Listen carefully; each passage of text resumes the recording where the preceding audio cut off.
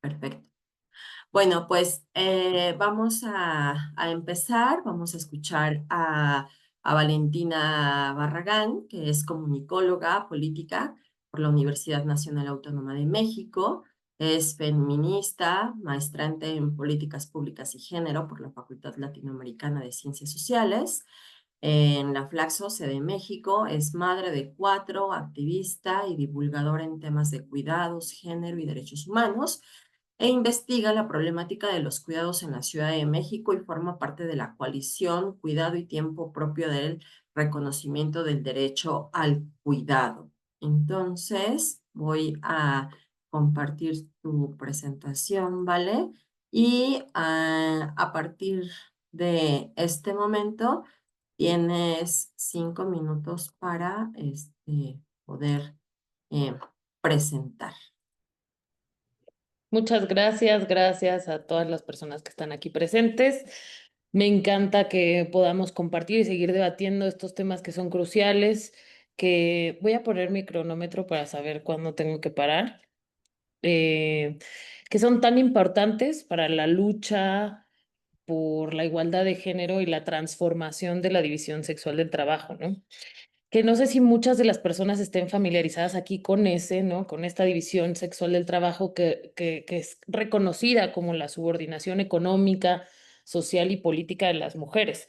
Esta misma sigue asignando a los hombres al trabajo público, a lo importante, a lo remunerado, mientras que a las mujeres se les asigna el trabajo privado, el trabajo doméstico y sobre todo que es un trabajo invisible. Se cree que solo es trabajo todo aquel que es remunerado y se relega a un segundo plano todas aquellas actividades que contribuyen al bienestar y a la reproducción social de las personas, lo que resulta en una exclusión en todas las políticas públicas, en todas las acciones y estrategias de gobierno y contiene un limitado acceso a la protección social del Estado. Lo que mencionaba Mari Carmen hace ratito, este fallo que dio la Corte Interamericana de Derechos Humanos por la opinión consultiva sobre el contenido del alcance del derecho al cuidado y su interrelación con otros derechos, es que ahora no solamente vamos a tener un limitado acceso a la protección social del Estado, porque cuando un derecho es reconocido, entonces el Estado tiene que intervenir para garantizar ese derecho. Em, ¿Podemos ir a la siguiente diapositiva, por favor? Para las mujeres, este trabajo no remunerado que se realiza al interior de los hogares se percibe como una obligación, que es una obligación social limitada por muchas normas, estereotipos, normas culturales y está completamente cargada de connotaciones morales. A veces cuando creemos que estamos decidiendo ciertas cosas y no otras al interior de los hogares, estas pueden tener castigos sociales muy importantes, lo que hace que nos coloquemos a nosotras mismas, o sea, no solo que nos coloque este sistema patriarcal, sino que nosotras mismas sintamos que ese es nuestro deber o nuestro lugar. Dentro del trabajo no remunerado, que es muy importante reconocer que esto que se hace al interior de los hogares es un trabajo, se identifican modalidades distintas. Una es el trabajo doméstico, que abarca actividades como hacer compras, gestionar, distribuir tareas dentro del hogar, eh, organizar, ¿no? Y esto tiene que ver con el cuidado directo hacia las hijas, hijos o adultas y adultos mayores o con el propio tiempo para nosotras, ¿no? Esto se puede medir gracias a encuestas de uso del tiempo que hoy tenemos en la región, en América Latina, en México lo tenemos. Podemos medir cuántas de estas tareas realizamos por día, o sea, podemos tener una métrica, pero lo que no podemos medir es todo lo que está en nuestra cabeza, que es la carga mental, ¿no? Que está totalmente asociada a la gestión y resulta imperceptible o muy difícil de captar. ¿Podemos pasar a la siguiente, por favor? Otra modalidad de este trabajo de cuidado son aquellas actividades que se realizan para satisfacer las necesidades de las personas, ¿no? Proveer bienestar a la sociedad. Estos cuidados son directos, como aquí podemos ver en la imagen, darle de comer a un bebé, o pueden ser indirectos, como mantener limpia la vivienda, hacer la comida, y todo esto tiene que ver con cómo se cuida. Estos cuidados se pueden proveer de manera económica, moral o emocional, lo que incluye también la transmisión de valores y conocimientos a quien esté a nuestro cuidado, y así como la contención y el cariño que una persona necesita. Este tipo de trabajo puede ser realizado dentro de los hogares, dentro de tu familia o fuera de ella, y puede ser de forma remunerada o no. La mayoría del trabajo de cuidados que se realiza en los hogares no es remunerada, digamos, es remunerada cuando alguien es empleada, ¿no? De alguien y, ahí voy, alguien es empleada y entonces recibe un recurso por ello. También las mujeres realizamos un trabajo comunitario. ¿Podemos pasar a la siguiente diapositiva, por favor?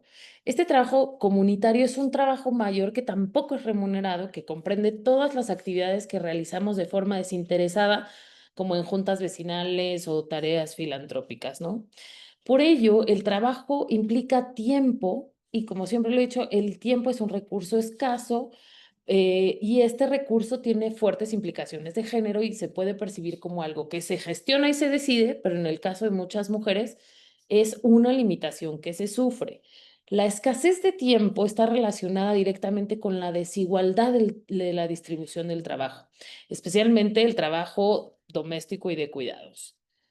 Hoy en día estas encuestas de uso del tiempo dicen que las mujeres dedicamos, ¿podemos pasar a la que sigue, por favor?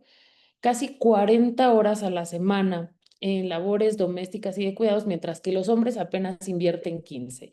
Además, estas encuestas nos dicen que las 15 horas que invierten los hombres no son en las mismas tareas como limpiar o cocinar. Quizá es con estar, voy a poner un ejemplo, con los niños el fin de semana o con hacer tareas de esparcimiento y no con los cuidados cotidianos que tienen un desgaste emocional, físico, etcétera, para las mujeres. La cuenta satélite del trabajo no remunerado de los hogares en México en el 2021 calculó que el valor económico que aportan las mujeres en las tareas de cuidados ascendía a 6.8 billones de pesos, lo que representaba 26.3 del PIB nacional. Estas contribuciones de las mujeres a los trabajos de cuidados superan a la de los hombres 2.6 veces. Esto quiere decir que el trabajo cotidiano que se realiza en el interior de los hogares tiene un valor muy importante, tanto de capital generado como para el sostenimiento de la vida. Hay que tener en cuenta también que las mujeres han incrementado su inserción en el mercado laboral remunerado en un 45%, según la última encuesta del INEGI, y esta no se ha visto reflejada en cómo los hombres se han involucrado en las tareas del hogar. Por ello, las mujeres tenemos una doble jornada que tiene que ver con realizar un trabajo remunerado, y el que está al interior de los hogares, ¿no? Estas dinámicas han complejizado muchísimo las relaciones y los vínculos, creando en muchos casos condiciones que propician la violencia hacia las mujeres. Por último, quiero decirles que este fallo de la Corte es muy importante porque reconoce los cuidados como un trabajo, ¿no? Actualmente este trabajo está reconocido en la Constitución de Bolivia y de Ecuador, pero aquí este es un paso muy importante porque ha generado una mayor conciencia y va a generar, ¿no? Se tiene que hacer todo un corpus jurídico sobre la importancia del cuidado, que abarca el derecho a cuidar, hay un anterior, por favor, el derecho a cuidar, a ser cuidada y al autocuidado.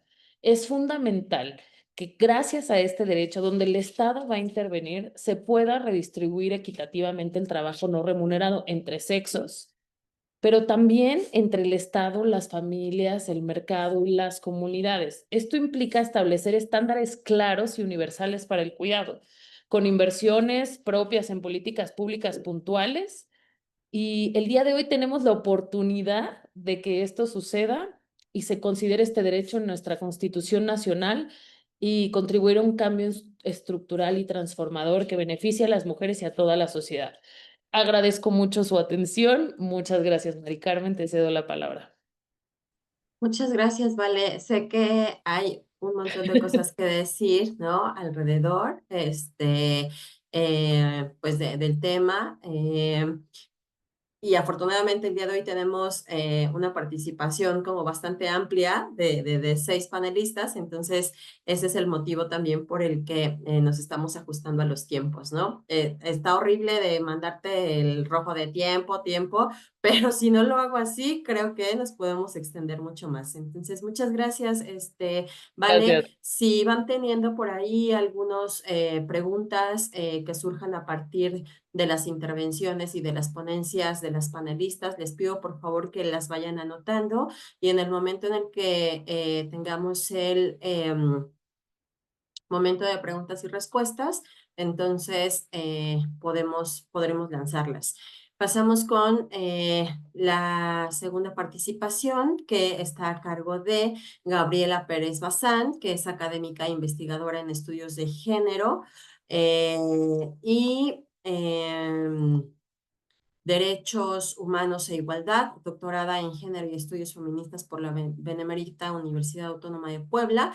Cuenta con una maestría en Políticas Públicas y Género por la Facultad, por la Flaxo, sede de México, maestría en Estudios de Género por el Instituto de Administración Pública del Estado de Puebla y maestría en Relaciones Públicas y Publicidad por la NAHUAC. Actualmente se desempeña como subsecretaria de Transversalización e Institucionalización de la Perspectiva de Género en la Secretaría de la Mujer e Igualdad Sustantiva del Gobierno del Estado de Puebla. Gaby, muchas gracias. Voy a proyectar tu presentación y a partir de este momento tienes 5 minutos para presentar. Muchas gracias. Muchas gracias, Mari Carmen, muchas gracias a mis compañeras y a todas las que están presentes y también a todos los que están presentes. Bueno, como parte de la novena generación de la Flaxo, como ya lo compartió Mari Carmen, pues en este artículo que expongo en la revista La Novena es acerca de las miradas de los cuidados desde el familismo en México. La siguiente, porque como muchas veces quienes estamos interesados en estudiar el tema de cuidados, pues las miradas deben de ser muy amplias, ¿no? A veces solamente observamos una pequeña parte, pero cuando centramos la mirada en la vida cotidiana de las familias mexicanas y la relación con su entorno, podemos ir comprendiendo las desigualdades de género que viven las mujeres, en donde esta labor de cuidados va siendo impuesta no solamente pues por algo que vamos aprendiendo, sino también por influencias sociales y también por significaciones culturales, desde donde también se va construyendo las propias familias. La siguiente, por favor. Y bueno, como un poco de antecedentes, pues es observar las significaciones e influencias culturales que hay también desde la diversidad de contextos que tenemos en México, ¿no? Desde las zonas urbanas, rurales, las comunidades indígenas, en fin, de acuerdo a donde tú vayas y donde tú pongas la mirada para observar el tema de los cuidados, tenemos también que ver cuáles son esas significaciones e influencias culturales y que se van a ir centrando fundamentalmente en la división sexual del trabajo. Y todo esto es a lo largo de la vida, porque también se va transformando esta labor de cuidado de acuerdo a la edad que tienes. También existe esta relación directa en la identidad cultural y los mandatos de género.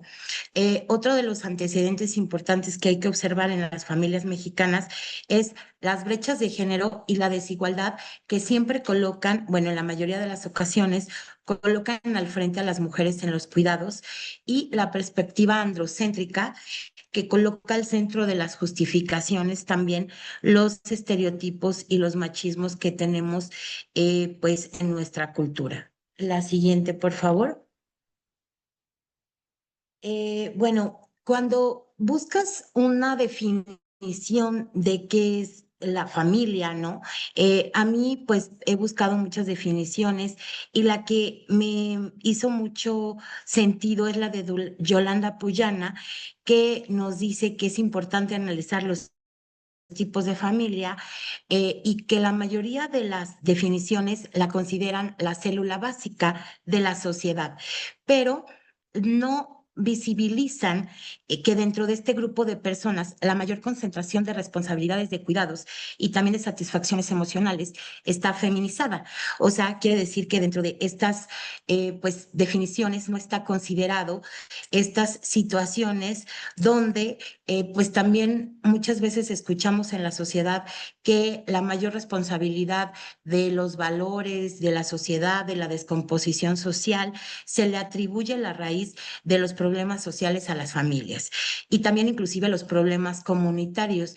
Y esto realmente es un peso que si está atribuido a la feminización en los cuidados y las familias están constituidas por estas definiciones, pues obviamente dejamos fuera, por ejemplo, las responsabilidades del Estado y bueno, de muchas otras condiciones. Entonces, por eso es importante reconsiderar las definiciones que tenemos de familia y cómo no tienen una estrecha relación cuando hablamos de los cuidados, ¿no? Dentro de estas definiciones. La siguiente, por favor. Y bueno, y también es importante ver, por ejemplo, que si partimos desde que la simple definición, que puede sonar simple, pero no es tan simple, ¿verdad? Pues se van a venir problemáticas en torno a las familias, ¿no? ¿Por qué? Pues porque no se reconoce la situación de madres y abuelas, cómo se va significando, identificando la cultura, las brechas de género, ¿no? Y que realmente existe un retroceso en los derechos que se enmarcan acerca del derecho al cuidado. Por eso es tan importante el momento que estamos viviendo. También tenemos que aceptar que la sociedad en la que vivimos es una sociedad conservadora, y donde se refuerza la masculinidad. Alejándola de del tema de los cuidados. También, pues, otro de las grandes problemáticas que tenemos dentro de las familias es esta desvalorización e invisibilización del trabajo de cuidados y que pues realmente no tiene esta remuneración pues ni económica y también no se ve este trabajo de este valor del tiempo que le dedicamos las mujeres, ¿no?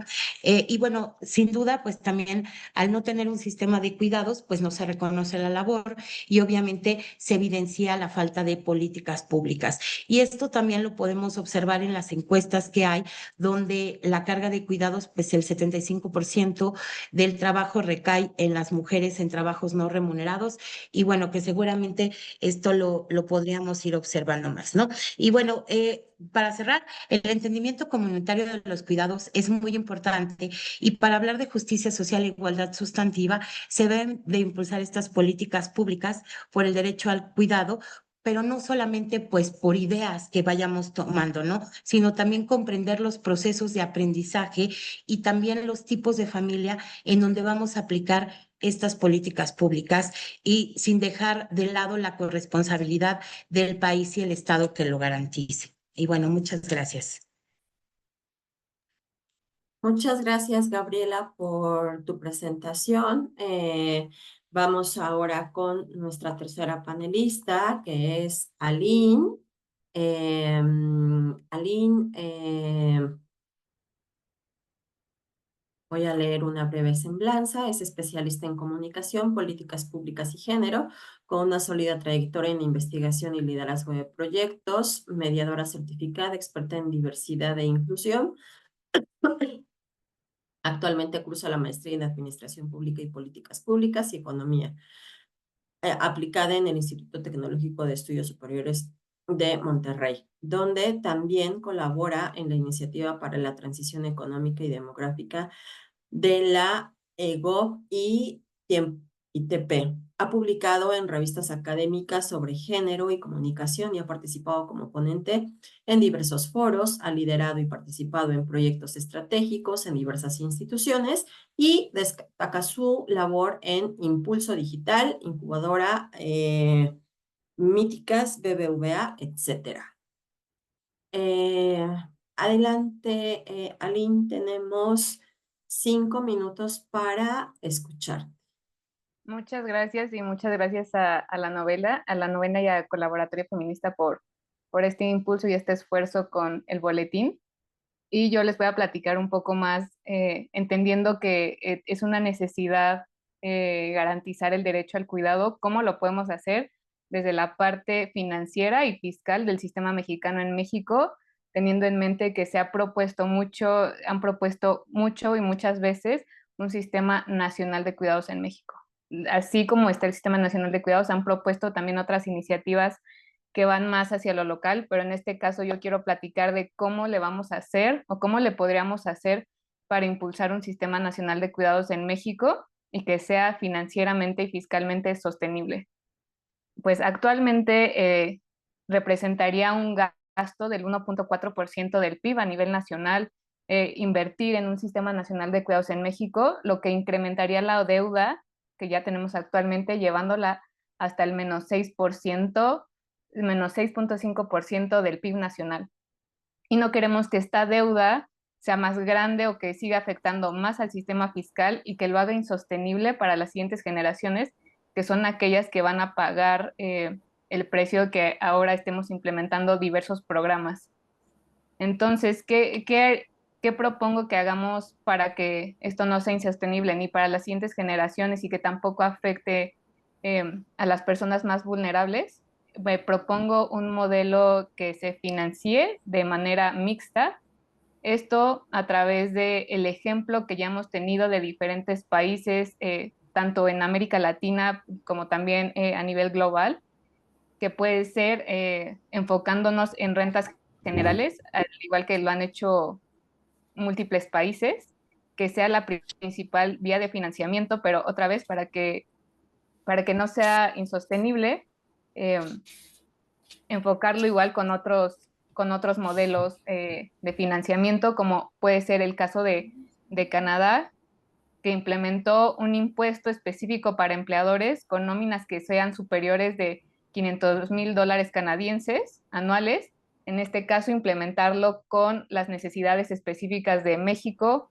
Otro ejemplo también puede ser Suecia y Australia, que implementaron para su Sistema Nacional de Cuidados copagos basados en ingresos y activos que sean progresivos, es decir, para acceder a ciertos métodos de cuidados, ellos tienen que pagar una cierta cuota que se divide entre lo que ellos pagan y lo que el resto de las instituciones deben de pagar, pero haciéndolo de manera progresiva para que sea sostenible igual para la persona que está accediendo a este servicio.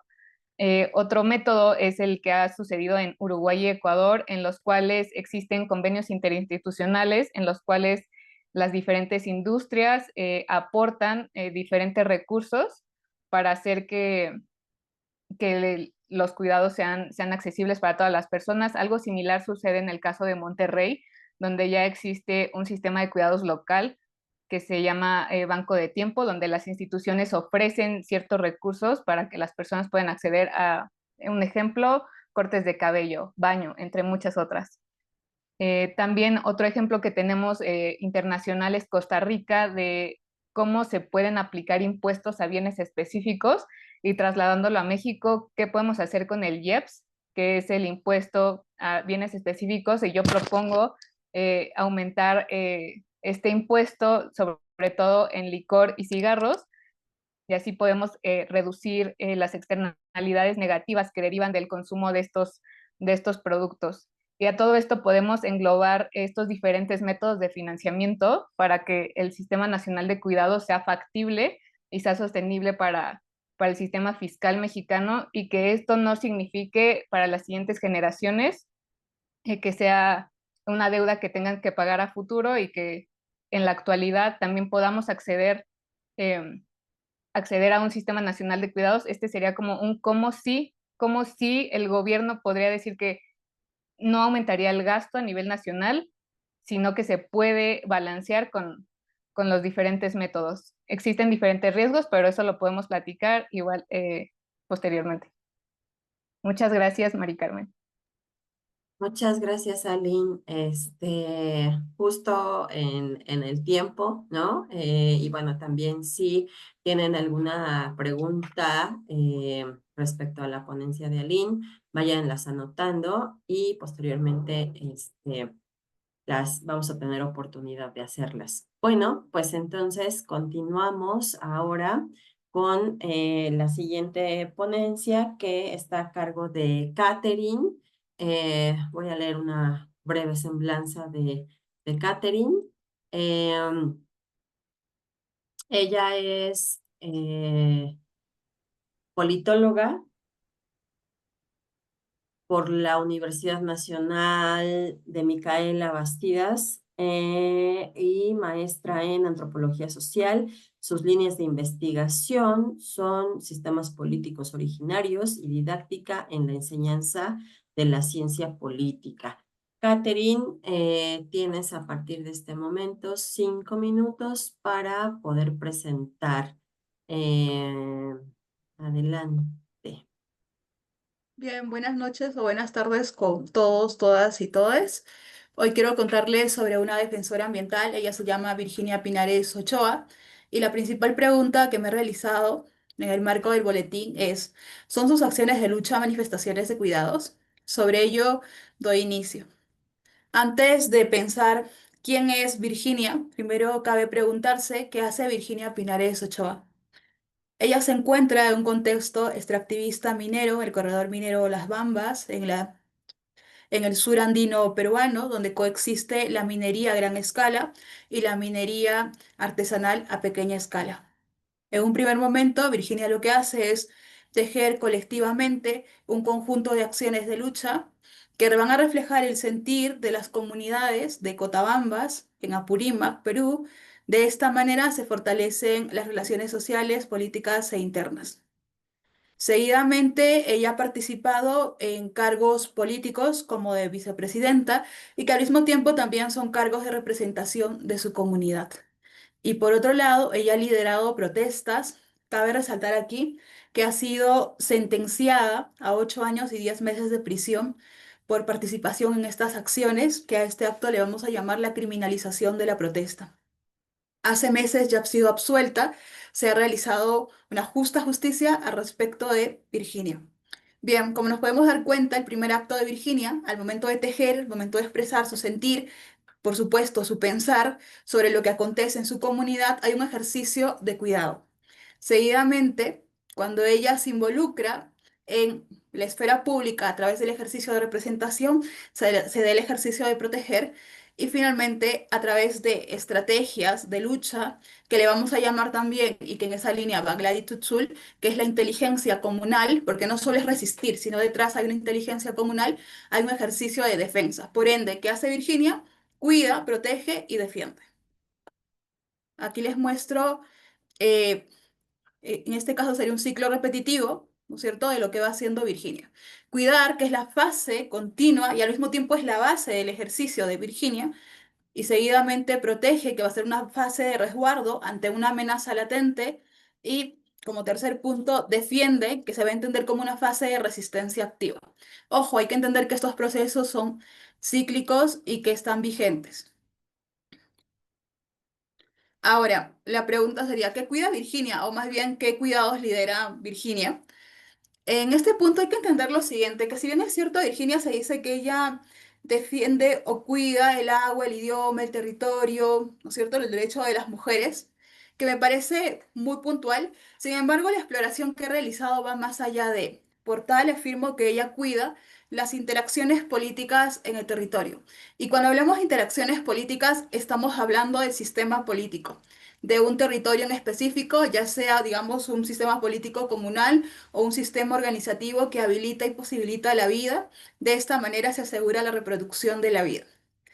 En ese sentido, lo que tenemos que entender en el caso de Virginia Pinares es que los cuidados no se limitan a la esfera familiar, sino que se extienden al territorio y a otros aspectos como las relaciones comunitarias. Y su labor implica sostener la vida en un sentido ampliado. No solamente cuidar las personas a un nivel, digamos, doméstico, sino también ecosistemas, y en este caso estamos afirmando que ella sostiene un sistema político en un territorio. ¿A través de qué? A través del acto de sentir, saber que en su territorio no están yendo bien las cosas, seguidamente, por ejemplo, cuestionar las estructuras de poder existentes. En ese sentido, este cuidado está atravesado por nociones de poder estructural. ¿Y por qué? Porque defiende frente a actores con frente a actores, por ejemplo, la minería en este caso, con poder político y económico. Es decir, hace uso de su agencia política y económica y también hace frente a las empresas extractivistas o al Estado que amenazan los comunes en su territorio. Por ende, va a desafiar también las relaciones patriarcales al asumir un rol político activo que históricamente se le ha negado sobre todo a las mujeres. Por tal, ejerce una agencia desde lo colectivo, que hay un diálogo íntimo con lo personal y lo colectivo, construyendo redes de resistencia a través de la inteligencia comunal y así sostener la vida en estos contextos de desigualdad estructural y crecientes conflictos socioambientales. Por ello, en suma, considero y reitero que Virginia, eh, a través de sus liderazgos, hablo en general, a través del liderazgo de Virginia, sostiene un sistema político en un territorio en específico, en este caso de su territorio. Gracias. Muchas gracias, Catherine, por tu presentación. Igual si van teniendo algunas preguntas con respecto a la ponencia de Catherine, vayan Sí. anotándolas y ahorita en el espacio de preguntas y respuestas tendremos oportunidad de escucharles. Y continuamos con la presentación de Lina. Me voy a permitir también leer una breve semblanza. Ella es socióloga con especialización en innovación social y máster Erasmus Mundus en estudios de mujeres y género en la Universidad de York, Reino Unido, y en la Universidad de Oviedo, en España. Es activista por el derecho al aborto, fundadora de Vida Futura y directora de Abortion Data. Ha sido consejera multilingüe de aborto en Safe to Choose y actualmente se desempeña como coordinadora de alianzas para América Latina en Women First Digital. Adelante, Lina, 5 minutos a partir de este momento para que nos hables sobre tu línea de investigación. Súper, muchas gracias. Bueno, sí les puedo pasar desde acá. Bueno, yo quiero hablar del acceso al aborto seguro y legal como parte esencial para el derecho a ser cuidadas y de cuidar.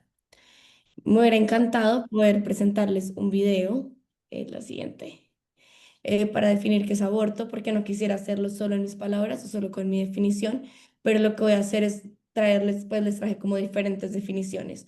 Entonces, el aborto es un procedimiento médico, pero también es una decisión, es un momento de autocuidado, es un momento de encuentro con uno misma, es un momento de encuentro con nuestra capacidad de decidir, con nuestra capacidad de ver nuestro futuro y de tomarlo en las manos, pero también puede ser una experiencia ginecobstétrica como es la maternidad, como es la primera menstruación o el embarazo.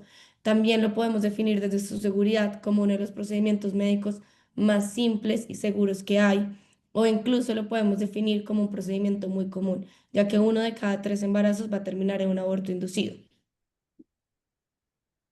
Voy a pasar al siguiente, porfa. Sin embargo, a mí me gusta definir el aborto principalmente como un acto político de cuidado. Y acá quiero recordar lo que mencionaba nuestra compañera Valentina, que la Corte Interamericana mencionó que el cuidado hoy en día es un derecho humano indispensable para que tengamos una vida digna. Y mencionó que dentro de ese derecho tenemos el derecho a recibir cuidados de calidad, a cuidar sin discriminación y al autocuidado. Y cuando decimos que el cuidado es un derecho, que debemos entonces garantizar otros derechos fundamentales para que este derecho pueda existir, como es el derecho a la salud, el derecho a la educación y el derecho a una vida libre de violencias. Y nada de esto es posible si no garantizamos el derecho al aborto. Incluso cuando leía la introducción del boletín de Joana Trono, ella menciona esta frase que traigo en la presentación y para mí resume la relación entre cuidado y el derecho al aborto, que es con cuidado como todas las actividades que hacen posible la vida. Y aquí no estoy hablando solo de la vida física, aunque vale recordar que el aborto sigue siendo la primera causa de muerte prevenible materna en el mundo. Pero también estoy hablando de una vida digna, de nuestra capacidad de generar futuros y de gestar la vida con la que soñamos.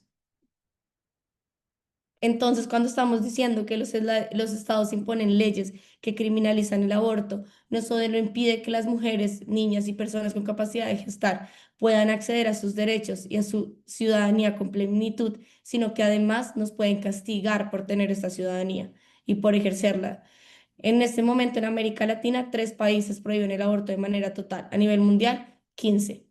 Y esto implica que 40% de las mujeres en edad reproductiva viven en contextos que nunca van a tener derecho al acceso al derecho al cuidado y a la vida digna. Adicionalmente, quiero recordar que la Corte menciona que tenemos derecho a cuidar de manera digna. Y esto lo traigo porque me parece muy importante recordar las redes de mujeres y acompañamientos y acompañantes que desde el principio han planteado el aborto como un ejercicio político del cuidado, en el cual se resiste desde el amor, la solidaridad y el acuerpamiento. Las redes de acompañamiento han puesto en el centro el ejercicio del cuidado, el mismo que la Corte mencionó que sobrecarga a las mujeres, como nos lo mostró nuestra compañera Valentina, pero lo han puesto como una forma en el que no solo que no nos va a sobrecargar, pero en el que además nos permite cuidarnos entre nosotras y también cuidarnos a nosotras. La siguiente, por favor. Y también la Organización Panamericana de Salud retoma la idea del autocuidado, que también menciona la Corte como una cosa que es básica del derecho al cuidado, y dice que el autocuidado es en este momento un enfoque prometedor para lograr el acceso universal a la salud. Y en este sentido, el autocuidado se ve como una solución muy innovadora para pensar en los derechos de salud sexual y reproductiva, ya que nos permiten, pues, curarnos en espacios donde hay restricciones legales y también sociales. Y en esto entra en juego una cosa súper interesante que es Internet, que nos permite acceder a información. Y aquí yo traía 2 herramientas diferentes que nos permiten acceder a la información que nos va a permitir tener el derecho al autocuidado, que es aprender a usar pastillas abortivas, aprender sobre nuestro ciclo menstrual y aprender que abortar en casa es súper seguro de acuerdo a la Organización Mundial de la Salud hasta la semana 12. Conocimiento que si todas tenemos, podemos ejercer este derecho al autocuidado que menciona la Organización Panamericana de la Salud. Y bueno, acá les muestro 2 herramientas. Ali es un bot que permite tener acceso a información sobre pastillas abortivas y la siguiente es una red de acompañamiento de consejería sobre aborto en línea. También queda consejería en 10 idiomas de manera gratuita para todas las personas que tengan dudas sobre cómo acceder a un aborto. Finalmente, quiero traer como para cerrar, ya que vi que me queda un minuto, recordar que el derecho al cuidado implica que el Estado garantice nuestros derechos fundamentales. Por ello, no podemos hablar de derecho al cuidado si no se modifican las leyes absolutistas en materias de derechos no reproductivos y reproductivos. De lo contrario, las mujeres, las niñas y las personas con capacidad de gestar nos vamos a seguir quedando atrás en nuestra capacidad de acceder no solo al derecho al cuidado, pero también a la vida digna. Muchas gracias. Muchas gracias, Lina.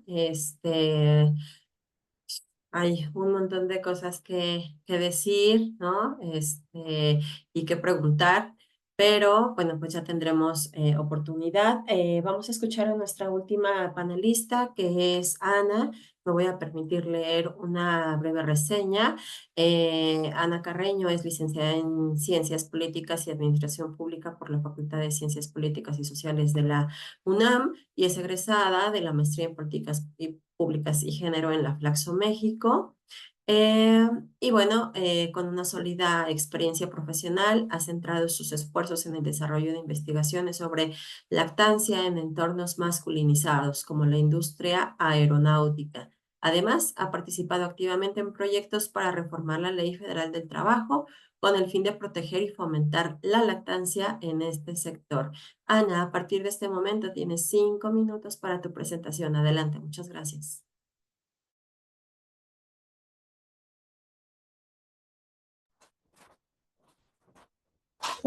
Hola, hoy todos desde el hogar. Ana, te estamos escuchando como entrecortada. ¿Será como tu conexión al internet? No te alcanzamos a escuchar bien.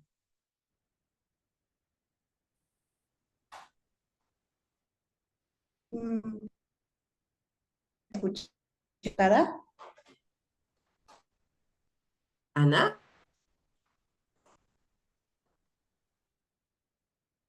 hola, Ana.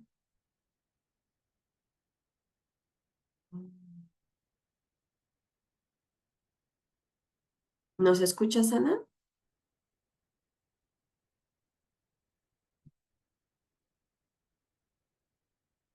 Ana. Ah, Ana, Ana, Ana.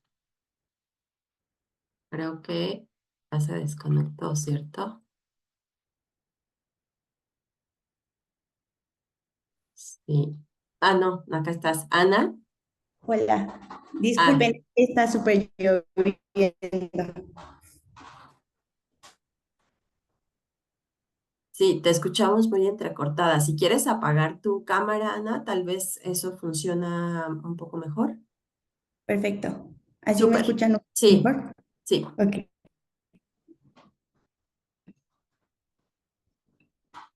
Perfecto.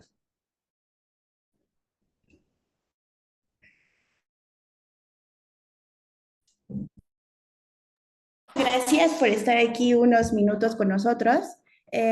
Yo vengo a invitarlas, a invitarlos a cuestionar el derecho a los cuidados, ¿no? Vengo a acercarles un caso en el que justamente tenemos que reexaminar nuestros mecanismos por los que estamos teniendo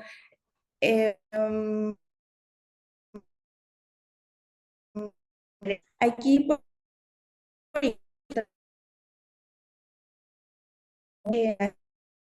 hablamos tenemos un marco jurídico que garantiza este derecho a también en los casos laborales se violencia cuando se impide la práctica de la lactancia.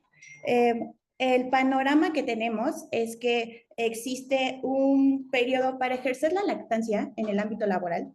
Existe un periodo máximo de 6 meses, 2 descansos de media hora cada uno y debe de contar en el ámbito laboral con un adecuado e higiénico lugar para la extracción de leche. Eh, Además, las personas trabajadoras no deben de ejercer trabajos peligrosos después de las 10 de la noche ni realizar horas extraordinarias. Ahora, ¿cuál es el contexto? Ustedes ya vieron qué aborda la legislación mexicana. Aquí les vengo a traer un contexto que justo redimensiona toda esta legislación, ¿no? Esta legislación, vamos a ver si aborda contextos en donde existe la mayoría donde existen entornos laborales masculinizados. Hemos partido de que en México tenemos el 46% de las mujeres participa en el ámbito laboral, el 76% es de los hombres. El Instituto Mexicano para la Competitividad señala que las mujeres carecen de condiciones laborales que les atraigan y retengan el mercado laboral. Ahora, esto es a nivel general. ¿Qué pasa en un caso específico donde existe la mayoría de hombres? La aviación. En México hay 40,000 personas aviadoras. El 5% solo incluye las mujeres y el 96% los hombres. La Organización Internacional del Trabajo explica que la baja participación de las mujeres en la aviación se debe a opiniones estereotipadas como la falta de estímulos para su desarrollo. Uno de estos podría ser el derecho a la lactancia, en el que seguramente muchas pilotas dejan sus profesiones por atender su vida personal. Las pilotas en este contexto tienen disparidades salariales, falta de atención a la salud y bienestar y tienen trabajos de más de 24 horas los 7 días de la semana. En ocasiones delegan sus responsabilidades familiares y también suelen enfrentarse a un ambiente mayoritariamente masculinizado en donde el acoso y la violencia es un común denominador. ¿Cómo ellas viven la lactancia en la aviación? La Organización de Aviación Civil Internacional señala que se les restringe se les restringe volar a partir de la 12ª hasta la semana 26 del embarazo. Esto quiere decir que tienen un contexto distinto a los otros trabajos de las mujeres, en donde la mayoría se queda en sus lugares de trabajo. Además, estipulan un periodo en específico para cuando ellas deben de regresar después de este periodo, que es de 2 a 6 semanas después del parto. Las pilotas en este contexto ejercen una lactancia en un ambiente laboral caracterizado por la fatiga, afectaciones al sueño, interacción con altas temperaturas, horarios impredecibles, falta de espacios higiénicos para lactar e incluso se hace mención a que ocupan sus espacios de descanso para lactar. Su reto es mantener la temperatura ideal para la leche y conservarla, y tienen largos periodos fuera de casa. Este es un contexto que seguramente no compagina con la Ley Federal de Trabajo, en donde se estipula que existe un derecho a la lactancia. Por esto, hemos detectado que existe un problema, y yo aquí quisiera invitarlas a que el derecho a la lactancia las debemos de apropiar las que la sufrimos. Por ejemplo, en este aspecto, justo puse una imagen haciendo referencia a que en el contexto de la aviación, las decisiones sobre el derecho de la lactancia a veces suelen hacerlas los hombres, suelen proponer que sí y que no se debe hacer en torno a la lactancia. Entonces, esta imagen no es un error, esta imagen es lo que refleja la toma de decisiones. ¿Cuál es el problema? Que las mujeres lactantes de las tripulaciones aeronáuticas carecen de un lineamiento jurídico que las proteja, y estamos frente a un derecho de cuidado donde existe una contradicción entre la norma y la realidad. En este contexto, justo es la apropiación de sus espacios laborales en donde puedan ustedes proponer y reinventar, ¿no? Organizaciones hacen referencia a que podemos incrementar de 12 a 24 semanas, que debemos de luchar por un permiso de lactancia mínimo de 6 meses, porque la legislación habla sobre un máximo de 6 meses, que hace cuestionar que si las mujeres tienen una lactancia digna durante ese periodo. Los horarios laborables flexibles dependiendo de su profesionalización, porque, por ejemplo, en el aspecto de la aviación, los horarios laborables flexibles son muy complicados para ellas. Las instalaciones de salas de lactancias, que es una infraestructura básica que en muchos de los centros laborales no se tiene, y obviamente tener licencias parentales con el fin de que tanto padres como madres se relacionen con este tipo de cuidados. Y muchas gracias por su atención. Muchas gracias, Ana, por tu participación, por tu ponencia. Gracias a todas las ponentes por compartirnos sus líneas de investigación. Sin duda hay muchas cosas que reflexionar, aportar, pero también preguntar. Y entonces justo llegamos al momento de la ronda de preguntas y respuestas. Me gustaría saber si alguna de las personas que está conectada el día de hoy quisiera hacer alguna pregunta a alguna de las panelistas. Lo podemos hacer de dos maneras: escribiendo a través del chat o abriendo directamente su micrófono para poder preguntar. Puede ser una pregunta directa a una panelista o una pregunta abierta sobre el tema de cuidados, que también es bastante vasto. Entonces, ¿tenemos alguna pregunta? Por acá, por el chat no tenemos nada. ¿Alguien que quisiera hacer alguna pregunta? Jimena Estrada tiene levantada su mano. Adelante, Jimena. Hola compañeras, buenas tardes. A mí me gustaría si pudieran profundizar sobre la sostenibilidad del sistema de cuidados en México, porque es una temática que me parece que es muy importante para saber, bueno, una vez que tengamos una red de redes, cómo se va a garantizar que eso sea sostenible y que además esa política pública pues llegue a todas las personas. Eso es una preocupación que tengo muy grande. Y también si nos pudieran hablar más sobre mirar el tema, o sea, como una situación de cuidado. El aborto dentro de este tema no lo había mirado, me parece sumamente interesante y quizás necesario de de seguir empujando para garantizar que las mujeres podamos ser dueñas de nuestro propio cuerpo y de nuestras decisiones. Y pues muchas gracias y muchas felicidades. Creo que han dado muchos temas que de pronto pienso que ya hemos visto mucho sobre cuidados y pues este tema es muy grande y da para muchas reflexiones más. Muchas felicidades y gracias. Muchas gracias, Jimena, por tus preguntas. Entonces, son dos preguntas, una que tiene que ver con el tema de cómo, el tema de aborto, y no sé quién quiera contestar, primero, eh, porque son dos preguntas dirigidas a dos panelistas, ¿no? Entonces, tenemos a Lina. Y tenemos a Aline con el tema del Sistema Nacional de Cuidados en México hacia un financiamiento sostenible.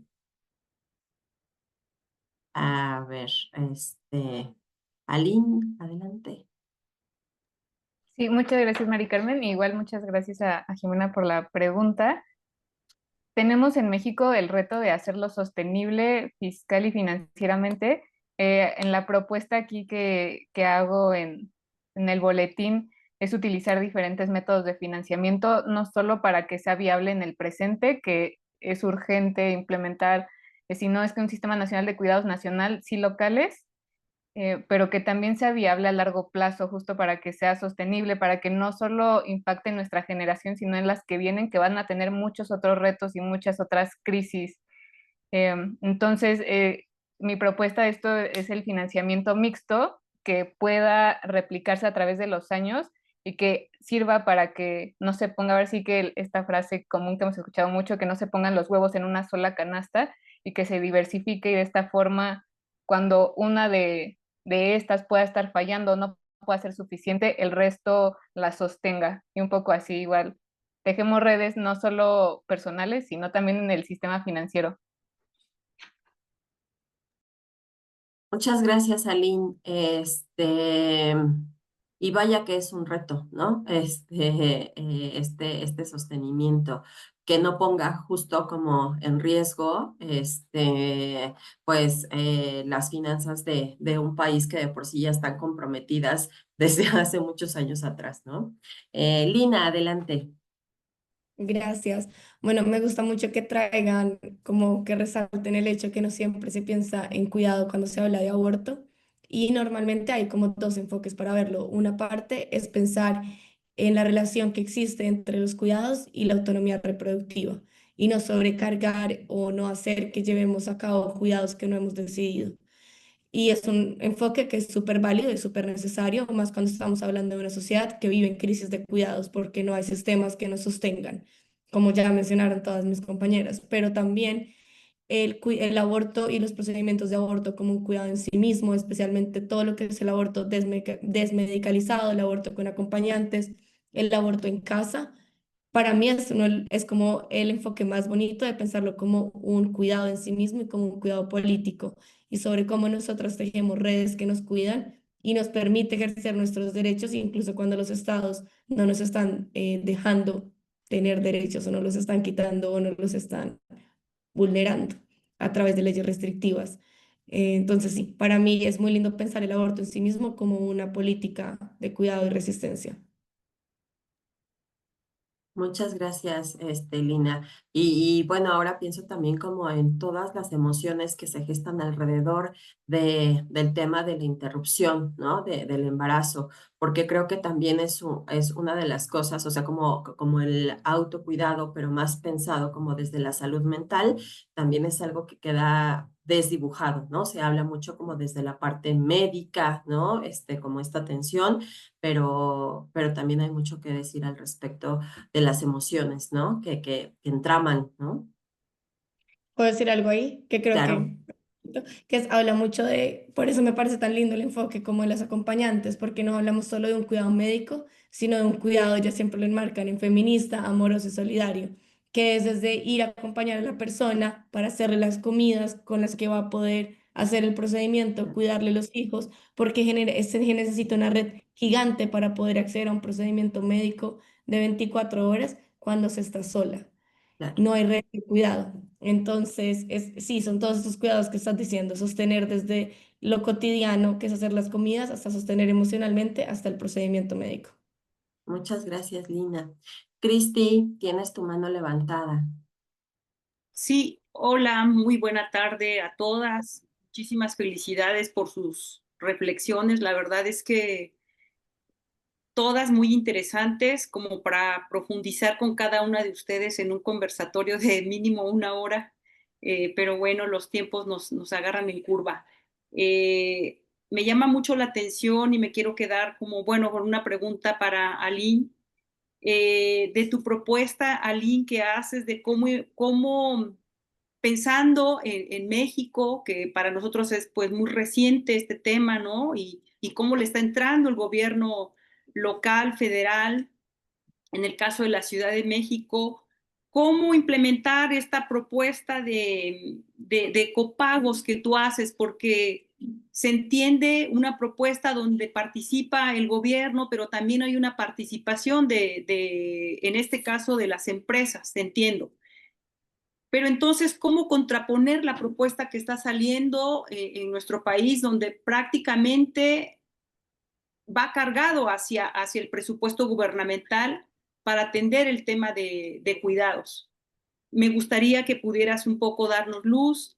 Y por otra parte, a Catherine Mamani, me encantó la presentación que hizo. La verdad es que cuando hasta que te presentan un tema, ves como la importancia que tienen las mujeres que luchan y que tienen que ver con el cuidado de la tierra, del medio ambiente, y yo pienso también de las mujeres que luchan por sus derechos laborales, y yo creo que aquí jugamos un papel muy, muy importante, las mujeres, y que efectivamente no ha sido reconocido.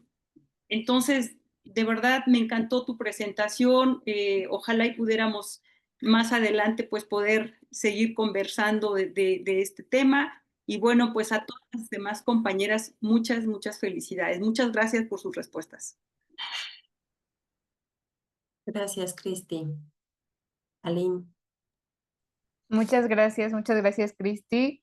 ¿Cómo implementar copagos? Un poco lo que hemos visto en los diferentes países que ya lo han hecho, como Suecia y Australia, es empezar a hacerlo de manera progresiva, o sea, con las personas que tengan ingresos más grandes, más amplios, tienen cierta cantidad que pagar de copagos. Las personas y el gobierno y las diversas instituciones les ponen la otra parte del monto total que va a requerir el servicio que ellos necesiten. En este caso, por ejemplo, poniendo el ejemplo de personas adultas mayores que necesiten ciertos servicios más especializados, que puedan ir a alguna institución privada, voy a poner un ejemplo, algún hospital privado, y que ahí reciba la atención de cuidados necesaria.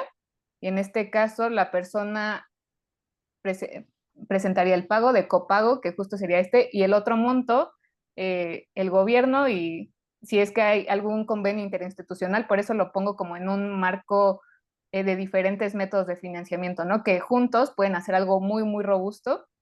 Eso por una parte de los copagos. Y cómo se contrapone esta propuesta a que ya el gobierno tiene planteado más o menos cuánto costaría un sistema nacional de cuidados o sistemas también locales. ¿Cómo se contrapone? Pues mucho de esto es que el gobierno le ha dado eh, la vuelta a ya efectivamente poner un presupuesto específico para un sistema nacional de cuidados, y llevan mucho tiempo discutiéndolo y no se hace. Y un poco esta iniciativa nace del cómo sí hacerlo, impulsarlo, sin que signifique, sin que el gasto, ahora sí que al presupuesto nacional, sea un pretexto para gobierno de decir esto es muy costoso y no tenemos dinero suficiente ni recursos suficientes en México para poder llevarlo a cabo. Entonces, ¿cómo sí hacerlo? Y mediante estos muchos otros métodos, y que el gobierno no sea la única fuente pues de financiamiento de un sistema nacional de cuidados y de una magnitud tan robusta como la que necesita México. Espero haber contestado ambas preguntas. Muchas gracias, Aline. Y bueno, también ahora pensaba en que por la mañana tuve la oportunidad de participar en un espacio también en el marco de la Conferencia Regional de la Mujer, también en el pabellón de los cuidados de la Alianza Global por los Cuidados, donde hablábamos de que los cuidados nos atraviesan la vida y en diferentes momentos, ¿no? Y no solamente como durante como lo tenemos pensado ahora que decías, ¿no? Por ejemplo, sí, pues en el adulto mayor, ¿no? Sino hay como algunas condiciones imprevistas que nos llaman a requerir de cuidados, ¿no? Y entonces también creo que en ese sentido es importante como repensar que en cualquier momento de la vida, en cualquier momento de la vida, las personas necesitamos ser cuidadas, ¿no? Entonces, creo que en ese mismo sentido también nuestras peticiones, ¿no? Y nuestro sistema integral de cuidados debe de estar pensado en este sentido, ¿no? Que no necesariamente es solamente como a estas etapas de ciclo vital, ¿no? Que se tienen pensadas como, pues en la infancia las guarderías, pues, ¿no? En la adultez mayor las casas de mediodía, sino hay otras condiciones que atraviesan la vida, que requieren cuidados y que tal vez de repente esas como quedan un poco de desdibujadas, ¿no? Entonces también pensar en que necesitamos un sistema lo suficientemente robusto para poder atender como estas necesidades, ¿no? Que son muy amplias. Antes de ir con Viviana, tenemos por acá en el chat a Marta que dice muchas gracias Ana Carreño por visibilizar nuestra problemática de cuidados y lactancia en el sector aéreo. Yo siendo mamá y un poco como platicando con Ana sobre las experiencias, ¿no? Que se tienen en torno a cómo es la lactancia en este sector, o sea, yo no me imagino cómo hacerlo, ¿no? Me parece que si de por sí la lactancia implica ya un montón de cosas, con todas estas restricciones, creo que es como un reto mucho más, ¿no? Profundo. Y bueno, por acá tenemos también a alguien que dice, con base a la ponencia donde mencionan a Virginia Piñares, ¿qué aspectos podemos inducir temas de cuidado a comunidades indígenas? Soy de Ixtenco, Tlaxcala y pueblos originarios. Muy bien, entonces tenemos aquí esta pregunta que va dirigida para Catherine y también tenemos la mano levantada de Viviana. Catherine, ¿nos quisieras como responder? Sí, claro, y muchas gracias. En un primer momento hay que entender que existen formas y formas de hacer política más allá de la política institucional. Esto es súper importante en la medida de que, para poder comprender también que las defensoras ambientales parten de un ejercicio de cuidado y al hacer cuidado también están haciendo política y viceversa. Una política en el centro se encuentra la vida. En este caso buscan la reproducción de la vida social, por ende ellas cuidan, digamos, que se sostenga los sistemas políticos. ¿Por qué lo estoy pensando en clave de sistema político y no solo por elementos que normalmente se ha ido planteando, ¿no? Como que ellas defienden el agua, el idioma, eh, el territorio, que efectivamente es lo que hacen. Esos elementos son parte de un sistema político. Por eso hablo de una interacción política. Esos elementos permiten la interacción política. Entonces, la mirada que ellas tienen es, digamos, general, no es específica. Eso por un lado.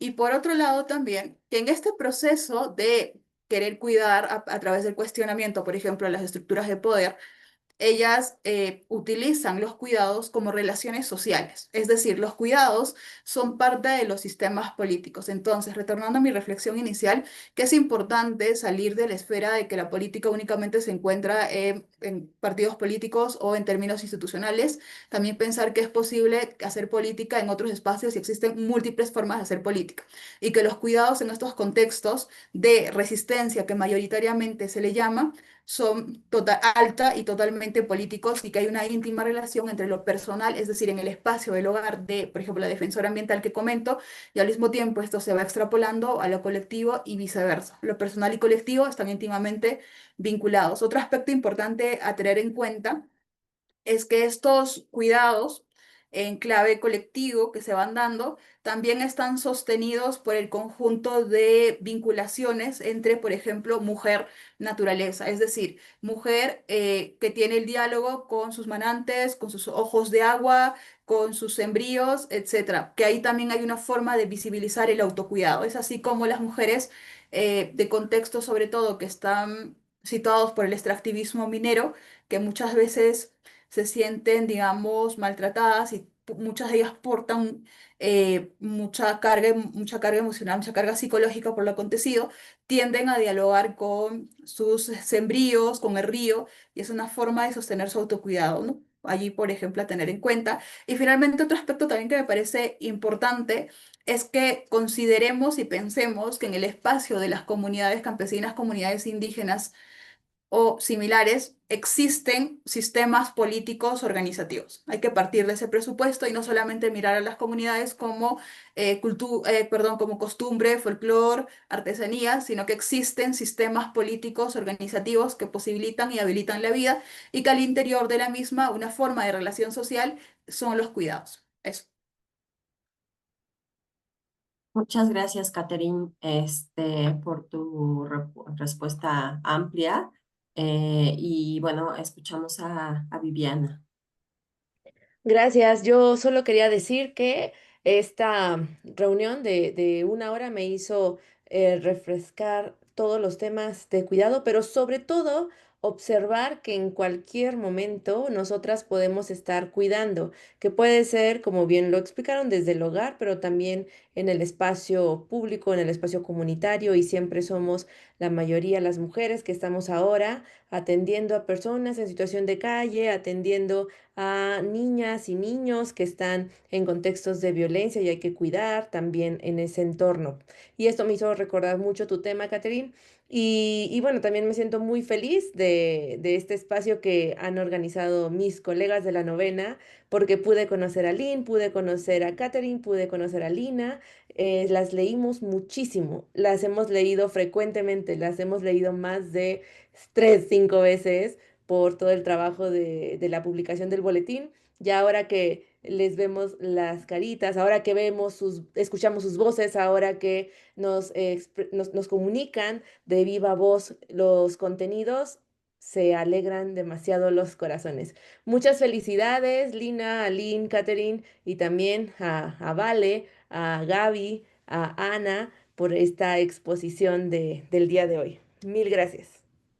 Muchas gracias, Viviana. Y bueno, pues si ya no hay más preguntas para ir cerrando este conversatorio, me gustaría regresar el micrófono y dar la voz a cada una de nuestras ponentes y que nos pudieran decir de manera muy breve, en 1 o 2 minutos, ¿no? Una reflexión en torno a su línea de investigación, pero que al mismo tiempo sea como un llamado a la acción, ¿no? Si bien ya nos han comentado como algunas acciones que se han empezado a hacer, ¿no?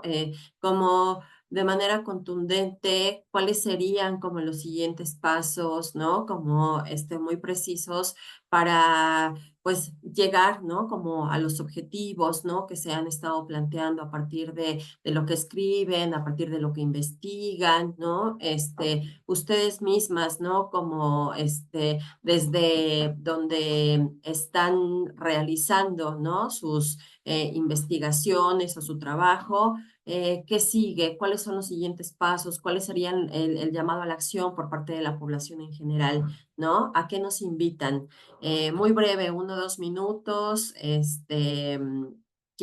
Vamos a empezar nuevamente como iniciamos este conversatorio. Entonces empezamos con Valentina. Adelante, Vale. Gracias, gracias. También quería tomar la palabra porque me parece increíble todas las ponencias que hubo hoy. Yo como parte de la colectiva también las leí y me encantó. Y por ahí, aprovechando este espacio reflexivo donde el diálogo es el punto crucial, ¿no? Para construir las categorías de cuidado, autocuidado. Quisiera hacer una pregunta a Alina, que ya le tocará, que es ¿cómo vamos a robustecer el marco jurídico? ¿Cómo vamos a integrar el concepto de cuidado reproductivo en la teoría del derecho de cuidado para generar algo robusto y que le dé también autonomía a la categoría, ¿no? Que no sea totalmente en la salud o en el género, sino que logremos esto de que incluye tiempo, recursos, apoyo comunitario, libertad de decisión y condiciones materiales para que se realice, ¿no? Y esto cómo va a ser posible para todos los países donde el aborto no es ni siquiera una vía pensable.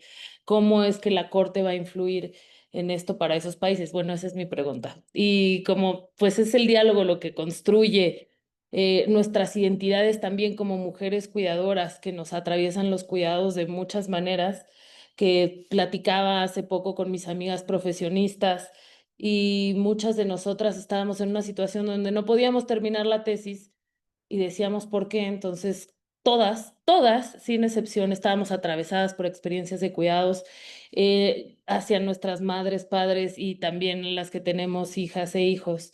Entonces, yo creo que estos espacios de construcción, de diálogo, de saber cuál va a ser el rumbo que vamos a tomar, cuáles son las mejores estrategias, son lo que enriquecen y nos dan nombre, nos dan voz y nos dan muchas ganas de seguir impulsando este derecho al cuidado, a ser cuidadas y al autocuidado. Hasta ahí lo dejo. Muchas gracias. Muchas gracias, Valentina.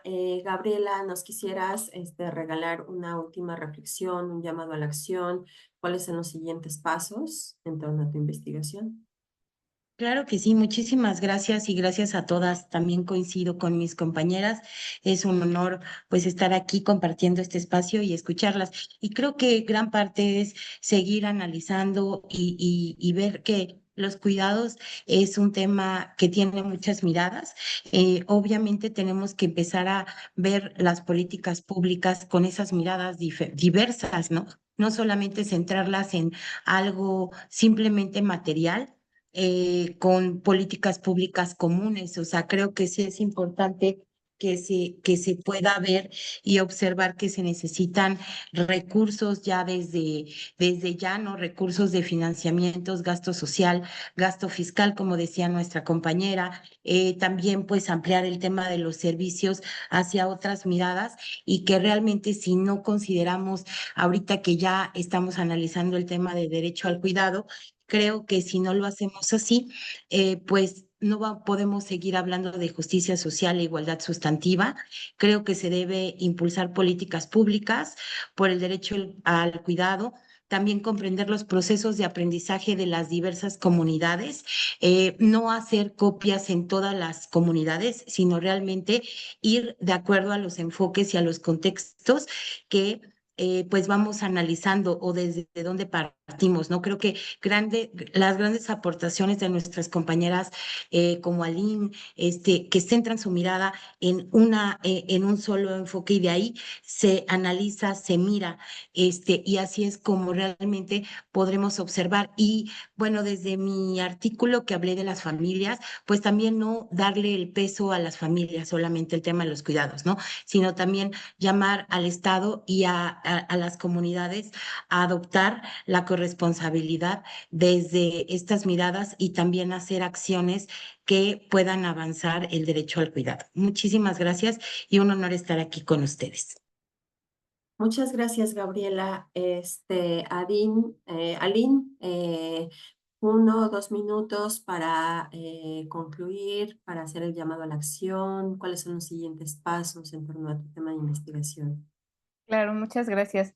Pues como mencionaba hace rato que me hacía falta mencionar la parte de los riesgos que existen, ¿no? De plantear estos diferentes métodos de financiamiento. Sin duda hay como nos enfrentamos a temas de transparencia, a que probablemente haya reducción de ciertas empresas en inversión privada, también débiles estándares justo de transparencia, entre muchas otras cosas, pero ante todas estas problemáticas que nos vamos a enfrentar subiéndonos a la agenda de derecho a cuidados, pero en general a los temas de género, pues es como si le vamos a dar la cara a todas estas barreras que vamos a ir teniendo, justo en este caso, cómo sí se puede financiar, aunque en gobierno nos den la patada a lo largo de cada año con el presupuesto, cómo sí se puede y justo eso, seguir planteando propuestas que sean viables y que sean sostenibles, no solo para nuestra generación, sino para todas las que vienen. Y pues a mí me encantó, quiero agradecer a la Novena y a Colaboratorio Feminista por este espacio porque me encantó escucharlas, escuchar sus propuestas, escuchar igual a Lina en esta parte del aborto, yo tampoco había visualizado así el tema del aborto como algo de cuidados, pero definitivamente hace todo el sentido y lo robusto que es el tema de cuidados, ¿no? Que desde las diferentes miradas podemos irlo abordando. Entonces, pues, ¿qué seguiría en esta parte, por lo menos de mi investigación? Subirlo a la agenda gubernamental. Eso es lo que seguiría y eso seguir buscando los cómo sí. Muchas gracias, Mari Carmen. Muchas gracias, Aline, por todas las aportaciones. Y continuamos con Catherine. Catherine, si nos quieres compartir cuáles son tus siguientes pasos en torno a tu investigación, cuál es el llamado a la acción, ¿a qué nos invitas, Catherine?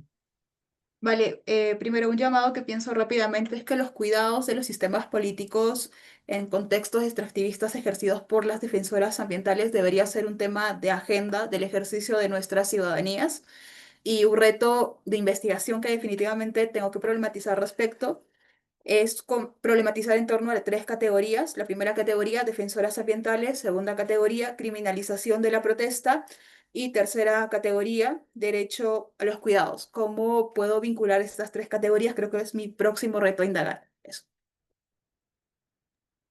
Muchas gracias, Catherine. Lina, ¿nos quisieras compartir una última reflexión? ¿A qué nos invitas? Sí, muchísimas gracias, Mari Carmen. Muchas gracias a todos por el espacio. Bueno, primero me gustaría como responder un poquito lo que mencionaba Valentina. Creo que el tema legal respecto al aborto es todo un desafío, especialmente en este momento. Sin embargo, el año pasado ya el Centro de Derechos Reproductivos ya había hecho un llamado a la Corte Interamericana para poner un poco el lente sobre el cuidado, no solo dentro de lo que produce la vida, sino también cómo reproducimos la vida y no queremos reproducir la vida, lo que son derechos no reproductivos, y en esto encaja el aborto, pero no solo el aborto, porque para hablar de aborto, y tal vez a lo que no alcancé a mencionar, pero me parece que es básico hablar de poder decir, es porque podemos maternar en un contexto seguro, podemos paternar en un contexto en el que se resuelve el tema de lactancia, se resuelve el tema de cuidados y creo que el cómo se puede generar un marco robusto requiere hablar realmente de justicia reproductiva, que pasa por discusiones de cambio climático, paternidades que sean seguras, todo un tema. Yo vivo en Brasil, entonces un tema que acá me toca muchísimo es el tema de el asesinato por parte policial de jóvenes negros y y no podemos hablar de justicia reproductiva, de decisión a maternar, si no solucionamos todo esto de una manera más estructural. Entonces creo que es un tema súper complejo y me lleva un poco a lo que es mi llamado en este momento. Yo realmente desde el trabajo de aborto creo que en ley podemos hacer mucho, pero las leyes no son suficientes porque todo lo que es respecto a aborto está muy atravesado por estigmas sociales y mi llamado es al autocuidado, a abrazar un poco el llamado que nos hace la Organización Panamericana, hablar de aborto en todos los espacios, buscar información sobre aborto seguro, conocer cómo se hace un aborto con pastillas, hablar de anticonceptivos y llevar esta información a todos los espacios posibles. Muchas Gracias. gracias, Lina. Justo me pensaba, ¿no? Pues, ¿qué es lo que se necesita además del acceso a la información, ¿no? Porque quizá en ciertos momentos podemos tener información, podemos tener sí, o sea, sino ¿qué más allá de la información? Porque a veces, a pesar de tener información, no hay como una pauta de autocuidado, ¿no? Entonces, ¿qué más se necesitaría fortalecer para poder de alguna manera acceder a la salud reproductiva? Y está como muy de la mano con esto que dices, ¿no? El estigma social, ¿no? Que tiene que ver más bien como con otras cuestiones como contextuales, ¿no? Que limitan también el derecho a decidir, ¿no? Muchas gracias, Lina. Y tenemos a Ana. Ana, ¿nos quisieras compartir tus últimas reflexiones? ¿Cuál es el llamado a la acción? ¿A qué nos invitas, Ana? Bueno, yo las invito a hacer comunidad, Creo que, por ejemplo, mi idea justo de exponer el tema de la aviación es demostrar cómo ellas haciendo comunidad lograron exponer un tema, ¿no? La colectiva es un ejemplo, hemos tenido como compartido muchas angustias, pero también muchos logros, es un autocuidado que hemos logrado todas y pues nada más quería aprovechar el espacio para pues agradecer a la capitana Alfa y Erika que están aquí pues que han demostrado que justo, ¿no? Que hay que cuestionarnos, en que hay que cuidarnos todas y hay que repensar las cosas que nos han dicho que tal vez no se pueden hacer, ¿no? Gracias. Muchas gracias, Ana. Por acá en el chat nos preguntan que si vamos a compartir la grabación. Sí, sí la vamos a compartir. La colaboratoria feminista también nos hace un llamado para, bueno, nos dice celebremos este punto de encuentro y reflexión. Les invitamos a registrarse y acceder al boletín completo a cargo de la novena. Está gratuito. Acá en el chat tenemos el enlace para que puedan acceder a este boletín y ahí van a encontrar como los textos completos que nos acaban de compartir el día de hoy las panelistas. Y dice, me siento afortunada de poder coincidir en este espacio. Hoy he aprendido mucho. Ana. Sandra dice, muchas gracias por hacer posible este espacio de aprendizaje y retroalimentación. Y bueno, pues no nos queda más que agradecer profundamente justo a nuestras panelistas por compartir sus saberes, sus experiencias, sus reflexiones y también a todas las personas que nos acompañaron esta tarde por su interés, por su participación, ¿no? Porque bien sabemos que el cuidado es algo que nos atraviesa a todas, a todos, a todes y bueno, pues les invitamos también a sumergirse en esta primera edición del boletín Género y Políticas Voces en Acción, que es dedicado al derecho al cuidado, pero también decirles que muy pronto vamos a tener la segunda edición y en esta segunda edición vamos a conversar sobre espacio público e institucional, desigualdades y violencias de género. Y pues gracias por estar aquí, por sumarse a este diálogo. Hoy reafirmamos que cuidar y cuidarnos pues es un acto político, es un acto colectivo y bueno, pues el cuidado es un derecho esencial para una vida digna, ¿no? Sigamos tejiendo estas redes porque cuando el cuidado se comparte, la vida florece. Muchísimas gracias. Gracias a todas, a todos, a todes y les enviamos la grabación. Que tengan una buena tarde. Gracias. Hasta Gracias. luego. Muchas gracias. Muchas felicidades, gracias. Gracias.